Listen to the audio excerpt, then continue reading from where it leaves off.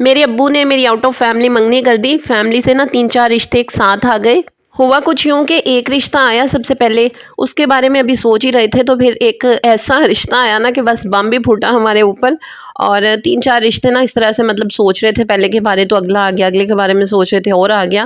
تو اس طرح سے، اور 2 رشتے نا ان میں سے ایسے تھے کہ جس کے بارے میں انتہائی فیملی پریشر بھی تھا کہ یہاں پر کرنا ہی کرنا ہے ہر صورت. تو میرے ابو نے سوچا کہ اس طرح کے بکھیڑوں میں پڑنے سے بہتر ہے کہ ہم ویسے ہی رشتہ باہر کر دیں. ایک کو دیں گے دوسرا ناراض ہوگا، دوسرے کو دیں گے تیسرا ناراض ہوگا، تو ان سب سے بہتر ہے کہ ہم ویسے ہی آؤٹ آف فیملی رشتہ کر دیتے ہیں. خیر میرا رشتہ ہو گیا، اور جو کوالٹیز میرے ابو نے سوچی تھی نا کہ یہ ہونی چاہیے وہ ساری کی ساری اس رشتے میں تھیں. مطلب اچھی پڑھی لکھی سلجھی ہوئی فیملی ہونی چاہیے، کھاتے پیتے لوگ ہونے چاہیے، نیک لوگ شریف ہونے چاہیے، اور لڑکا حافظ قرآن ہونا چاہیے.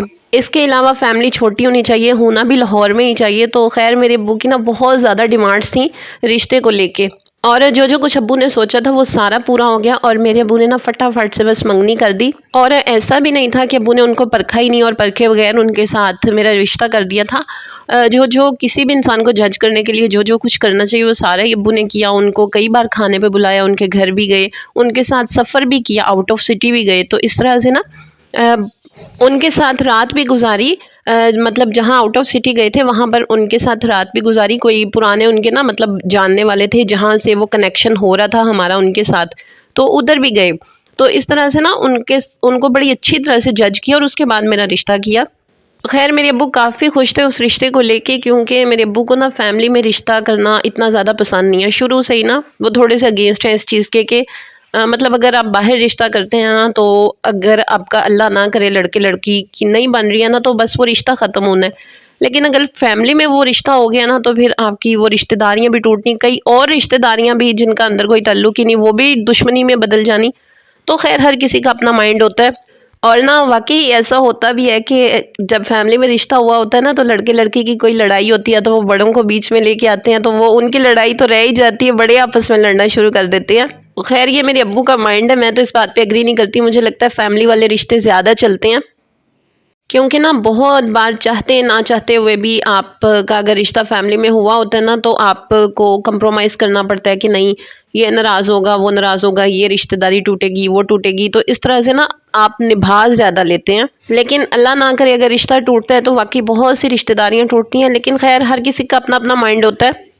خیر میرا نا رشتہ ہو گیا، اور اس کے بعد دعوتوں کے سلسلے شروع ہو گئے. کبھی انہوں نے آنا، کبھی ہماری فیملی نے جانا، اور وہ لوگ اپنے گاؤں بھی لے کے گئے. مطلب اس طرح سے نا بہت زیادہ ہی آنا جانا شروع ہو گیا.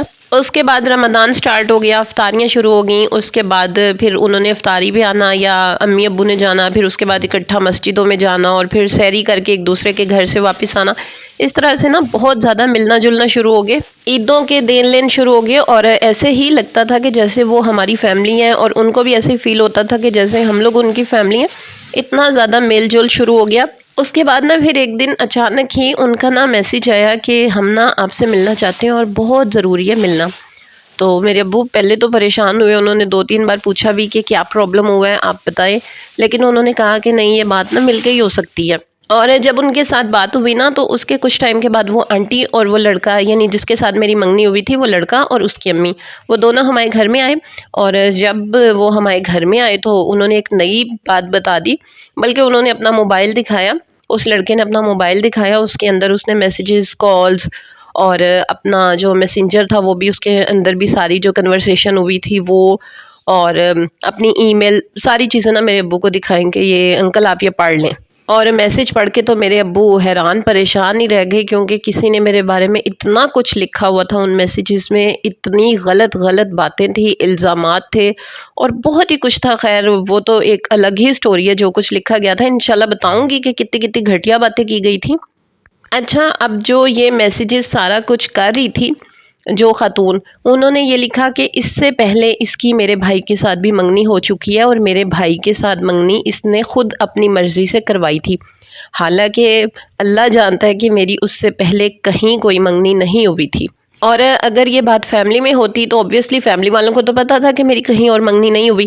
لیکن کیونکہ وہ آؤٹ آف فیملی رشتہ ہوا تھا تو انہوں نے تو اس بات پہ یقین کرنا ہی تھا، یا پھر ان کو ڈاؤٹ تو ہونا ہی تھا کہ شاید اس کی پہلے بھی منگنی ہو چکی تھی. اس کے بعد نا اس لڑکے نے اپنی ای میل بھی دکھائی میرے ابو کو، اس کے اندر وہ 2 پکچرز تھیں جو کہ اس خاتون نے بھیجی تھیں کہ یہ دیکھو یہ اس لڑکی نے خود میرے بھائی کو نا اپنی پکچرز دی تھیں، وہ 2 پکچرز نا اس نے اس ای میل پہ سینڈ کی کہ یہ پکچرز اس نے میرے بھائی کو خود دی تھیں، اور کیونکہ وہ واقعی میری پکچرز تھیں اور وہ اتنا کچھ بتا بھی رہی تھی میرے بارے میں، تو اوبویسلی کہ وہ مجھے بہت اچھی طرح سے جانتی تھی۔ اب جدھر میرا رشتہ ہوا تھا وہ تو شک میں آ ہی گئے وہ لوگ کہ پتہ نہیں کیا چکر ہے اور کیا نہیں چکر ہے۔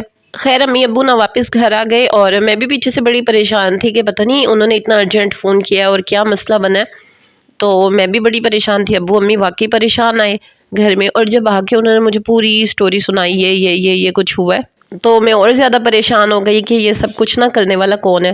خیر اس بات کو نا 2-3 دن گزر گئے اور امی ابو کے ذہن سے نا شاید پریشانی کی وجہ سے یہ پکچرز والی بات نہ نکل گئی تھی، اور 2-3 دن تو اس بات کا ذکر ہوا ہی نہیں۔ پھر ایک دن اچانک ہی امی نے کہا کہ اس کے پاس نا پکچرز بھی تھیں، اس نے نعیم نے نا ہمیں پکچرز بھی دکھائی تھیں، نعیم مطلب جس لڑکے سے میری منگنی ہوئی تھی، تو نعیم نے نا پکچرز بھی دکھائی تھیں۔ نعیم کو نا اس عورت نے تمہاری پکچرز بھی سینڈ کی تھی، اس کی ای میل میں پڑی ہوئی تھی، تو پھر میں نے کہا کہ کون سی والی پکچرز تھیں اس کے پاس میری، تو پھر نا میرے ابو نے نا اس کو نعیم کو کال کی کہ مجھے وہ والی پکچرز نا فارورڈ کر دو، وہ ای میل ہی فارورڈ کر دو، تو اس نے جب وہ پکچرز دکھائی نا، اچھا یہاں پر میں آپ لوگوں کو ایک بات بتاؤں، جیسے چور چوری کرتے ہوئے جتنا بھی سمجھدار ہو جائے نا کوئی سراغ چھوڑتا ہے، بالکل اسی طرح ہی نا شیطان بھی شیطانی کرتے ہوئے اپنا کوئی سراغ پیچھے چھوڑتا ہے، جس کی وجہ سے پتہ چلتا ہے کہ یہ شیطان کا کام ہے۔ اب وہ جو پکچرز تھی نا وہ میں نے صرف ایک ہی بندی کو سینڈ کی تھی، اور میں نے ابو کو بتایا کہ یہ پکچر صرف اور صرف ابھی تک میں نے نا صرف اسی کو سینڈ کی ہے، اس کے علاوہ کسی کو نہیں کی۔ اب میرے ابو نے فون کیا اس کو، اور کیونکہ ظاہر ہے وہ پکچر صرف اسی کے پاس تھی تو ہمارا اب شک اس کے اوپر جا رہا تھا، لیکن یقین نہیں آتا تھا کہ وہ بھی یہ کام کر سکتی ہے۔ خیر ابو نے نا فوراً ہی اس کو کال کی جس کو میں نے پکچر سینڈ کی تھی۔ اب وہ جو بندی تھی اس کو میرے ابو نے نا کافی زیادہ ڈانٹا، تو اس نے نا کلمہ پڑھا اور اس نے قسم کھائی کہ میں نے ان لوگوں کے ساتھ کانٹیکٹ نہیں کیا، مجھے نہیں پتا ان کا، لیکن ہاں اس کی پکچرز میں نے نا 3 لوگوں کو آگے سینڈ کی ہیں، اور جس کو اس نے میری پکچر سینڈ کی تھی اس کے نام بھی اس نے بتائے۔ اب ہمیں تو نہیں پتا تھا کہ یہ کون ہے۔ خیر میرے ابو کو بہت ہی زیادہ غصہ آ گیا، اور میرے ابو نے کہا کہ میں تو اب پورا ڈیٹا نکلوا کے ہی رہوں گا کہ یہ شیطانی کرنے والا کون ہے۔ اور میرے ابو کے فرینڈ ہیں، بلکہ کلاس فیلو بھی ہیں، بہت پرانی ان کے ساتھ دوستی ہے، وہ پولیس میں ہوتے ہیں، DIG ہیں، تو ابو نے نا وہ نمبر وہ ای میل اپنے فرینڈ کو دیا اور ان کے ساتھ پوری سٹوری بھی شیئر کی، اور ابو نے انہیں کہا کہ مجھے یہ ڈیٹا چاہیے، تو انہوں نے کہا آپ فکر ہی نہ کریں، مجھے بس 2-3 دن دے دیں، انشاءاللہ میں ساری چیزیں آپ کو بتاؤں گا۔ اور واقعی 2-3 دن کے بعد نا وہ خود ہمارے گھر آئے، حالانکہ وہ بہت زیادہ مصروف انسان تھے، لیکن انہوں نے ٹائم نکالا اور انہوں نے کہا کہ نہیں بچی کا مسئلہ ہے، نازک مسئلہ ہوتا ہے، اور وہ خود ڈیٹا لے کے ہمارے گھر آئے۔ اور جب ہم نے وہ ڈیٹا دیکھا تو ہم سب کے پاؤں کے نیچے سے زمین نکل گئی، کیونکہ وہ ہماری اتنی قریبی رشتہ دار تھیں، اور میرے ابو کو تو اتنا غصہ چڑھ رہا تھا نا، وہ کہہ رہے تھے کہ میں نے اب اس کے بندے کو بتانا ہے اور میں اسے بتاؤں گا کہ اس کے کتنے کالے کرتوت ہیں، لیکن نا امی نے ابو کو منع کر دیا کہ اس کی کون سا کسی نے زبان پکڑی ہے، اگر اس کے میاں نے خدا نہ خواستہ کوئی بڑا ایکشن لے لیا تو وہ آ کے ہمیں کہے گی نا کہ میں تو بری تھی، چلو میں تو بری ہی تھی، تو آپ لوگ اچھے بن جاتے، میرے چھوٹے بچے تھے، آپ نے میرا گھر کیوں خراب کیا۔ ہم نے اس کو کچھ بھی نہیں کہا تھا، حالانکہ یہ جتنی گھٹیا حرکت یہ کوئی اور ہوتا تو پتہ نہیں کیا کرتا، لیکن ہم نے اسے کچھ بھی نہیں کہا تھا۔ خیر جب میرا رشتہ ختم ہوا تو وہ تو کافی خوش ہوگی کہ میرا مقصد پورا ہو گیا، لیکن اس کے نا کچھ ٹائم کے بعد وہ جدھر میری منگنی ہوئی تھی انہوں نے پوچھا کہ آپ نے پتہ کروایا یہ کون تھا، کس نے یہ کیا ہے، تو میرے ابو نے کہا کہ کیا فرق پڑتا ہے، کرنے والے نے کر دی، اپنی آخرت خراب کی، خیر آپ لوگ بتائیں کہ اب آگے کیا کرنا ہے۔ تو انہوں نے کہا کہ پتہ نہیں ہمیں تو کچھ سمجھ نہیں آ رہی ہے، کیا کریں، ہم تو شک میں آ گئے ہیں۔ میرے ابو نے کہا کہ آپ لوگوں کا تو مجھے پتہ نہیں ہے، لیکن میں نے اب مزید آپ لوگوں کے ساتھ رشتہ رکھنا ہی نہیں ہے، مجھے اتنے بے اعتبارے لوگوں کے ساتھ تعلق رکھنا ہی نہیں ہے، جن کو کوئی بھی آگے کچھ بھی کہے اور وہ یقین کر لیں۔ کل کلاں کوئی آ کے آپ کو کوئی بڑی بات بتا دیتا ہے اور آپ لوگ اس کے بھی پیچھے لگ جائیں گے، تو میں ایسے بے اعتبار لوگوں میں نا اپنی بچی کا رشتہ کر ہی نہیں سکتا۔ اور ابو نا امی کو لے کے اٹھ کے آ گئے تھے۔ یہ جو ان کی آخری میٹنگ ہوئی تھی نا یہ پیزا ہٹ پہ ہوئی تھی، نہ ان کے گھر میں گئے تھے ابو لوگ اور نہ وہ ہمارے گھر میں آئے تھے، تو اس لڑکے نے نعیم نے کہا تھا کہ ہم نا پیزا ہٹ پہ ملتے ہیں، تو ادھر چلے گئے تھے یہ لوگ، تو پھر اس نے آرڈر بھی دیا ہوا تھا کھانے کا، تو ابو لوگ نا وہ کھانا بھی چھوڑ کے آگے۔ اور اس بات کے تقریباً 1 ہفتے کے بعد نا جب ان کو یہ فیل ہوا ہوگا کہ اب ان کا غصہ ٹھنڈا ہو گیا ہوگا، تو وہ نعیم اور اس کی امی جو ہے نا ہمارے گھر میں آئی، اچانک ہی آگے تھے اور انہوں نے آ کے سوری بھی کی تھی، اور جو اس لڑکے کے ابو تھے نا وہ انگلینڈ میں ہوتے تھے، تو انہوں نے وہاں سے فون کر کے بھی معذرت کی تھی میرے ابو سے کہ میری فیملی کو غلط فہمی ہو گئی تھی۔ تو اب جانے دے اس بات کو، آپ کے ساتھ اتنا اچھا تعلق بن گیا لیکن میرے ابو نے الٹا معذرت کر لی کہ نہیں ہم نے اب رشتہ نہیں کرنا۔ خیر ایٹ دا اینڈ میری شادی فیملی میں ہی ہوئی کزن کے ساتھ، اور یہ شادی کی سٹوری انشاءاللہ آپ لوگوں کے ساتھ لازمی شیئر کروں گی بہت جلد۔ لیکن آج کی سٹوری سنانے کا آپ لوگوں کو مقصد کہ جس انسان نے آپ کے ساتھ دشمنی کرنی ہوتی ہے نا، وہ دشمنی کا کوئی بھی موقع ہاتھ سے نہیں جانے دیتا، اور وہ نہیں یہ سوچتا کہ میں کس حد تک گر جاؤں گا، اور اس کا جادو ٹونے سے کافر بن کے بھی اس کا کچھ نہیں بنتا، وہ ہر حربہ استعمال کرتا ہے۔ لیکن یقین کریں یہ جو خاتون تھی نا، ان کے بارے میں مجھے واقعی دکھ ہوتا ہے کہ مطلب میں نے ان کا آخر بگاڑا کیا تھا۔ خیر میں نے آپ لوگوں کے ساتھ اپنی سٹوری شیئر کی، اور میں اپنی ہی باتیں آپ کے ساتھ کرتی ہوں، کسی اور کی نہیں کرتی، اور آپ لوگوں کو یہ چیز بتانے کا مقصد جتنے بھی بچے بچیاں جوان ہو رہی ہیں، ہونے والے ہیں، یا پریکٹیکل لائف میں ابھی نہیں گئے ہیں، کوئی بھی رشتہ قابل اعتبار نہیں ہے، چاہے وہ آپ کا خونی رشتہ ہے، آپ کا ڈیئرسٹ نیئرسٹ جو بھی ہے نا، وہ قابل اعتبار نہیں سوائے آپ کے پیرنٹس کے۔